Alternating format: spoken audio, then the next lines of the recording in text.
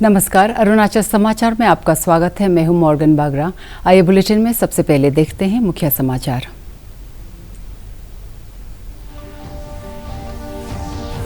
प्रधानमंत्री नरेंद्र मोदी आज सुबह अमेरिका और मिस्र के 5 दिन की यात्रा पर हुए रवाना। प्रधानमंत्री की यात्रा का पहला पड़ाव होगा अमेरिका। रवाना होने से पहले प्रधानमंत्री ने कहा, भारत अमेरिका साझेदारी को मजबूत करने का महत्वपूर्ण अवसर बनेगी यह यात्रा। पश्चिम बंगाल आज मना रहा है अपना राज्य स्थापना दिवस। राजभवन में मनाया गया पश्चिम बंगाल का राज्य स्थापना दिवस। ईटानगर में रहने वाले बंगाल के लोगों ने लिया कार्यक्रम में हिस्सा। राज्यपाल के.टी. पटनायक ने कहा, पश्चिम बंगाल ने विकास और राष्ट्र निर्माण में हमेशा निभाई है महत्वपूर्ण भूमिका। केंद्र की नरेंद्र मोदी सरकार के 9 साल और अरुणाचल प्रदेश की पेमा खांडू सरकार के 7 साल पूरे होने के सिलसिले में भाजपा के महा जनसंपर्क अभियान के तहत उप मुख्यमंत्री चाउना मेन ने चौखाम में शुरू किया घर घर जाकर लोगों से मिलने का 2 दिवसीय अभियान। प्रधानमंत्री नरेंद्र मोदी आज सुबह अमेरिका और मिस्र की 5 दिन की यात्रा पर रवाना हो गए। प्रधानमंत्री की यात्रा का पहला पड़ाव अमेरिका है। रवाना होने से पहले उन्होंने अपने बयान में कहा कि यह यात्रा भारत अमेरिका साझेदारी को मजबूत करने और इसमें विविधता लाने का महत्वपूर्ण अवसर बनेगी। प्रधानमंत्री ने कहा कि भारत और अमेरिका के संबंध बहुमुखी है। दोनों देश बहुत से क्षेत्रों में मिलकर काम कर रहे हैं और वस्तुओं तथा सेवाओं के क्षेत्र में अमेरिका भारत का सबसे बड़ा व्यापारिक साझेदार है। उन्होंने कहा कि विज्ञान, प्रौद्योगिकी, शिक्षा, स्वास्थ्य और सुरक्षा के क्षेत्रों में भारत और अमेरिका करीबी सहयोगी है।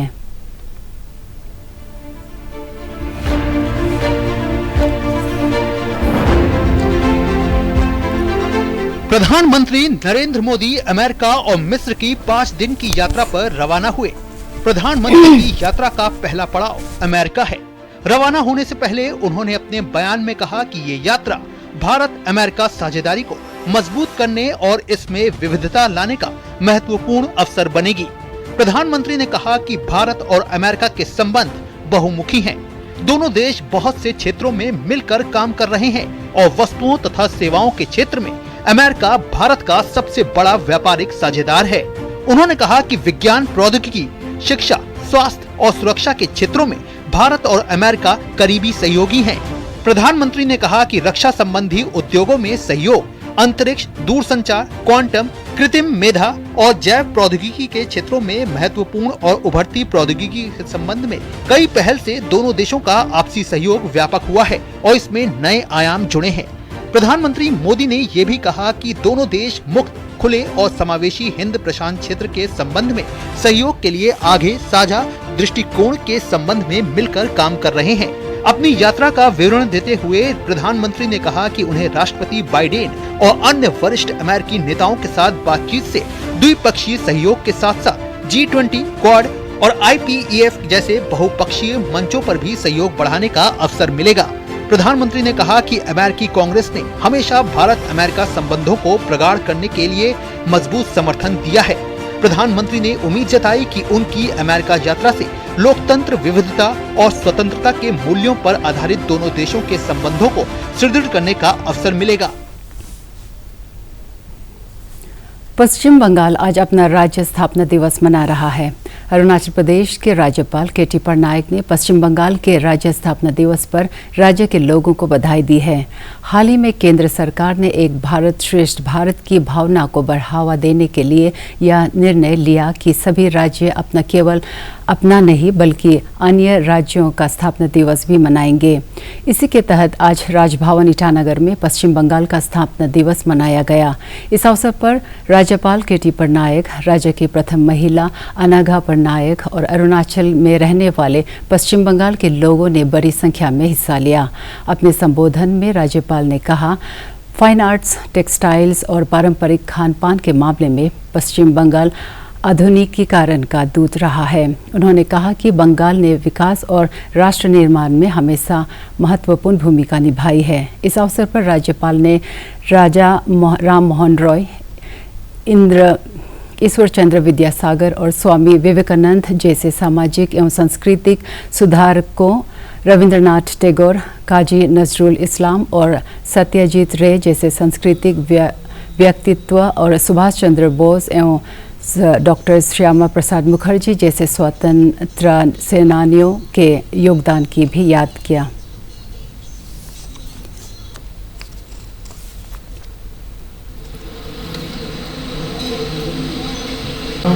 Happy to see a large gathering from the state of Bengal here celebrating our statehood day.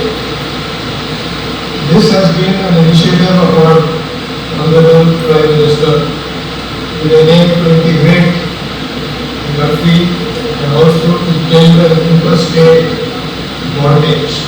And this is all part of the spirit of Ek Bharat Shresth Bharat. This initiative has enabled us to reach out to people from all the states here in Arunachal. And Arunachal being the east of east and the furthest state from all the other states, it's always a great pleasure and a treat to meet people from other states. I dare say that the Bengali diaspora today has reached out to almost all the states in this country, not only in this country but abroad as well. And the spirit and the work that you carry all around you is really very appreciated. Therefore, on the occasion of the Bengal Statehood Day, I want to compliment you all and I welcome you to the Rajbhavan. उप मुख्यमंत्री Chowna main ने आज नामसाई जिले में स्थित अपने विधानसभा क्षेत्र चोखाम में लोगों से घर घर जाकर मिलने का 2 दिवसीय अभियान शुरू किया है। इसकी शुरुआत श्री मेन वाक्रो सर्कल के तहत आने वाले मेदो गांव के पूर्व विधायक सोक्यो देलांग के घर से की है। केंद्र की नरेंद्र मोदी सरकार के 9 साल और अरुणाचल प्रदेश की पेमा खांडू सरकार के 7 साल पूरे होने के सिलसिले में भाजपा द्वारा चलाए जा रहे महा जनसंपर्क अभियान के तहत उप मुख्यमंत्री ने घर घर जाकर लोगों से मिलने की शुरुआत की है। उप मुख्यमंत्री ने कहा कि इस अभियान का मकसद सुशासन का संदेश देना और सरकारी योजनाओं के बारे में जन जागरूकता बढ़ावा है। उन्होंने लोगों से सरकारी योजनाओं का लाभ लेने की अपील की। राज्यपाल केटी पटनायक ने सोमवार को ईटानगर के सांगेलादेन स्पोर्ट्स एकेडमी ग्राउंड के फसांग वांगचुक सोना memorial state level hockey championship का शुभारंभ किया।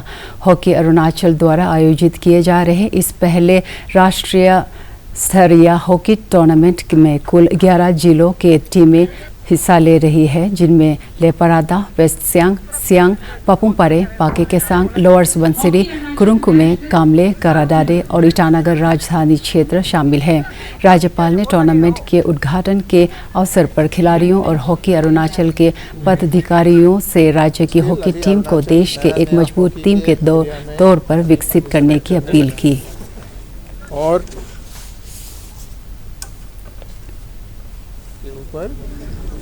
मुझे यकीन है कि कुछ टाइम के बाद 1 साल 2 साल के अंदर ये बहुत हाई लेवल पे जाएगा। स्किल है, लोगों को खेलने का इच्छा है और इसमें अच्छा प्रगति करने का जो है उनका डिटर्मिनेशन भी है। तो आगे आने वाले टाइम में अरुणाचल का हॉकी जो है ज़रूर अरुणाचल के लिए मेडल जीत के लाएगा। मैं पहले भी कह चुका जब मैं बैडमिंटन टूर्नामेंट के वक्त आया था कि खेल कूद एक सबसे अच्छा ज़रिया है सेहतमंद रहने का। खेल कूद से जो है आदमी दिमागी और जिस्मानी तौर के ऊपर अच्छा सेहतमंद रहता है। तो अगर यूथ जो हमारा है उनको मेरा यही मैसेज है कि आप खेल कूद में भाग लें और खेल कूद करने से आपका एक तो जो दिमाग में प्रेशर होता है वो हल्का हो जाता है। खेल कूद के दौरान अपने टीम के साथ आपका तालमेल बढ़ता है, तो कॉमरेडशिप पैदा होता है, टीम स्पिरिट पैदा होता है और खेल कूद में जो अच्छा करता है उसमें लीडरशिप ट्रेट्स आते हैं। तो ये अच्छी क्वालिटीज़ हैं। आगे जाके बड़ा होके अच्छा लीडर बनने के लिए, अच्छा सिटीज़न बनने के लिए खेल कूद बहुत ज़रूरी है। और आप कोई भी खेल करें उसको आप मन लगा के करें।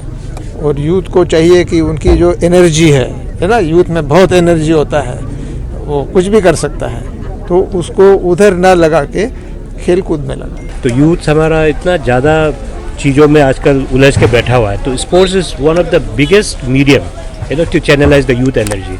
मैं हर जगह कहीं कहीं भी बोलता हूँ कि youth energy is like nuclear energy.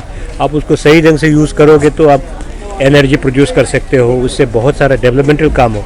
अगर गलत तरीक़ा से यूज़ करोगे न्यूक्लियर एनर्जी को, आप उससे डिस्ट्रक्टिव एटॉमिक बम वगैरह बना देगा। तो यही है हमारा यूथ एनर्जी का एक के जो बारे में, इसलिए channelising youth power into a positive direction only can happen through the sports. तो इसीलिए हम हॉकी अरुणाचल को बहुत ही तहे दिल से शुक्रगुजार है कि this noble initiative which has been long due actually in Arunachal की हॉकी को आगे बढ़ाने का था। तो and I am happy that it's been organised in my late father's name. Assam के 18 जिलों में बाढ़ से 444 गांव प्रभावित हुए हैं और राज्य में 4,741 हेक्टेयर क्षेत्र में फसलों को नुकसान हुआ है। मौसम विभाग ने रेड अलर्ट जारी करते हुए बृहस्पतिवार तक असम के कई जिलों में भारी से अत्यधिक भारी बारिश की आशंका व्यक्त की है। असम राज्य आपदा प्रबंधन प्राधिकरण के अनुसार 30,000 से अधिक लोगों पर बाढ़ का असर पड़ा है और कई जिलों में तटबंध, सड़कें और पुल क्षतिग्रस्त हुए हैं। राज्य सरकार ने बाढ़ प्रभावित जिलों में 25 राहत शिविर खोले हैं तथा बचाव और राहत के लिए एनडीआरएफ और एसडीआरएफ के दल तैनात किए हैं। जा रहे हैं। अब तक असम में बाढ़ से 18 जिलों में 444 गांव प्रभावित हुए और राज्य भर में 4,741 हेक्टेयर फसल क्षेत्रों को नुकसान पहुंचा। वहीं असम के लिए भारत मौसम विज्ञान विभाग ने रेड अलर्ट जारी किया और गुरुवार तक असम के कई जिलों में बेहद अधिक से अत्यधिक भारी बारिश की संभावना जताई। असम राज्य आपदा प्रबंधन प्राधिकरण के मुताबिक बाढ़ के कारण 30,000 से ज्यादा लोग प्रभावित हुए और कई जिलों में बाढ़ का जो पानी है उससे कई तटबंध, सड़कें, पुल और अन्य बुनियादी ढांचे क्षतिग्रस्त हुए हैं। वहीं राज्य सरकार की ओर से बाढ़ से प्रभावित लोगों के लिए प्रभावित जिलों में 25 राहत शिविर खोले गए। साथ ही राहत और बचाव कार्यों के लिए एनडीआरएफ और एसडीआरएफ की टीमों को भी तैनात किया गया है।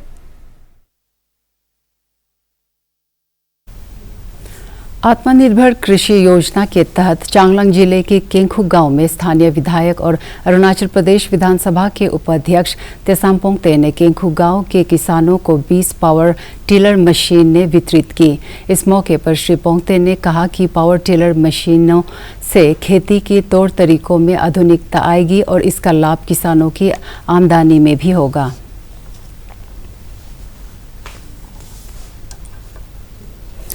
अरुणाचल प्रदेश में ताइक्वांडो की मशहूर खिलाड़ी राधा बांगसिया को आगामी 23 सितंबर से 8 अक्टूबर तक चीन के हांगझोउ में आयोजित किए जाने वाले 19वीं एशिया गेम्स में हिस्सा लेने के लिए चुना गया है। एशिया गेम्स के राधा भारत का प्रतिनिधित्व करेगी।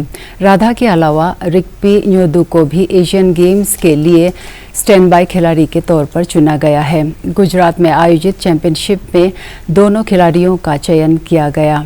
आज ईटानगर वापस आने पर राधा और रिक्पी एवं उनके कोच मारी करबाग का स्वागत किया है। जो कि गुजरात में हुआ था फ्रॉम 16 to 18 ऑफ दिस जून। तो ये एक selection trial taekwondo federation of India ने ऑर्गेनाइज किया है तो फॉर अपकमिंग 19 एशियन गेम्स के लिए। तो हमारे इनमें से 2 लड़कियां सिलेक्ट हुए हैं। पहला है मिस राधा बांगसिया और दूसरा है मिस रिक्पी न्योदू। तो अभी वहाँ से TFI फेडरेशन से हमारे लिए एक लेटर आएगा कि इनका नेशनल कोचिंग कैंप के लिए और प्लस फॉरेन ट्रेनिंग कैंप के लिए भी आएगा। So my name is Radha Bangsia and I'm from Tirap district। तो और मैं ये संगेलाद में ट्रेनिंग करती हूँ। जो ट्रायल का था वो तो बहुत टफ था। दिन भर हम लोग अपना बेस्ट दे जो हम लोग कैंप में कोच ने सिखाया उसी को हम लोग ने वहाँ दर्शाया। Myself Ripi Nyodo and I'm from Lower Siang। मतलब अच्छा था सिलेक्शन, तो एक्सपीरियंस अच्छा था मेरा। ये अरुणाचल ओलंपिक एसोसिएशन, उसके बाद आता का सब मेंबर को हम थैंक्स बोलते हैं। वो लोग का मतलब बिना वो लोग का हम लोग यहाँ तक नहीं पहुँचना था ना। वो लुक का वजह से ही हम लोग इधर। अरुणाचल प्रदेश में चीन सीमा से सटे अपर सियांग जिले के तुतिंग कस्बे का संपर्क सोमवार को उस वक्त देश के बाकी हिस्सों से टूट गया जब बोमदो गांव में सियांग नदी पर बना पुल भारी बारिश के कारण हुए भूस्खलन की वजह से टूट गया। बीआरओ के कर्मचारियों ने तुतिंग और गेलिंग तक कनेक्टिविटी बहाल करने के लिए एक विकल्प पुल का निर्माण शुरू कर दिया है। बीआरओ अधिकारियों के मुताबिक पुल पर यातायात शुरू करने में 4-5 दिन का वक्त लग सकता है। तुतिंग और गेलिंग चीन सीमा से महज 30 किलोमीटर की दूरी पर स्थित है और सोमवार को ध्वज हुआ पुल भारतीय सैनिकों और उनके लिए जरूरी साजो सामान लेकर जाने वाले भारी वाहनों के लिए लिहाज से काफी महत्वपूर्ण था। प्रदेश भाजपा के पर्यटन विभाग के संयोजक तकीर कुर्दू ने आज अपर सुबनसिरी जिले की दापोरिजो स्थित गवर्नमेंट अपर प्राइमरी स्कूल का दौरा किया और बीते 24 मई को स्कूल में हुए आग दुर्घटना से हुए नुकसान का जायजा लिया। स्कूल के इंफ्रास्ट्रक्चर को हुई क्षति की पूर्ति के लिए भाजपा नेता ने स्कूल अधिकारियों को तत्कालिक तौर पर 1.5 लाख रुपये डोनेट किए। State convener tourism Arunachal BJP आज हमारा ये गवर्नमेंट टाउन मिडिल स्कूल में विजिट किया। लास्ट 20 मंथ का 24 में आग जल गया, स्कूल का पूरा डैमेज हो गया, मैक्सिमम पार्ट डैमेज हो गया। इसको हमको इन्फॉर्मेशन मिला तो इसलिए हम आज विजिट करके मेरा तरफ से इमीडिएट रिलीफ 1,50,000 दिया। तो हमारा यहाँ का स्कूल अथॉरिटी हेडमास्टर काफ़ी स्कूल को कोशिश कर रहा है। तो हम तो सोचता है मेरा यहाँ का लोकल लीडर जो भी डीसी साहब कोई भी हर कोई इंटेलेक्चुअल ये स्कूल को कोऑपरेट करना चाहिए या बच्चा का भविष्य को हम लोग बनाना चाहिए। वेस्ट कामेंग जिले के बालीपारा चारद्वार तावांग बीसीटी रोड पर सोमवार को दमदम नाले के पास हुए भारी भूस्खलन के कारण पहाड़ का एक बड़ा हिस्सा सड़क पर आ गिरा जिससे बीसीटी रोड पर यातायात बाधित हो गया। प्रशासन ने रास्ता पर पड़ा मलबा हटाने का काम शुरू कर दिया है और लोगों को इमरजेंसी होने पर ही बीसीटी रोड की तरफ यात्रा करने की सलाह दी है।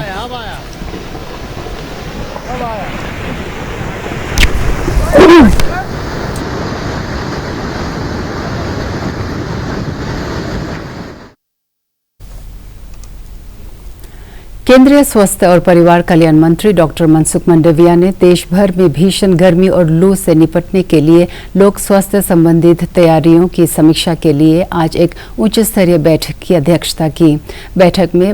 बैठक के बाद डॉक्टर मंडाविया ने कहा कि स्वास्थ्य मंत्रालय, मौसम विभाग और राष्ट्रीय आपदा प्रबंधन प्राधिकरण की 5 सदस्यों का दल भीषण गर्मी और लू से प्रभावित राज्यों का दौरा करेगा।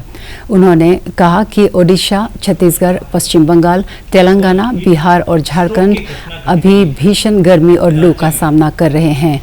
उन्होंने कहा कि कल इन राज्यों के स्वास्थ्य मंत्रियों और राज्य आपदा प्रबंधन प्राधिकारों और अधिकारियों के साथ वे वर्चुअल बैठक करेंगे। जिस राज्य में हीट वेव चल रहा है और हीट स्ट्रोक की घटना घटित हुई है, ये राज्य में राज्य को सहयोग करने के लिए, मार्गदर्शन देने के लिए भारत सरकार की ओर से एक डिजास्टर मैनेजमेंट, आईएमडी और हेल्थ मिनिस्ट्री के उच्च अधिकारियों की टीम जाएगी और राज्य सरकार को सहयोग करेगी। उसके अलावा पूर्व के राज्य जैसा कि उड़ीसा,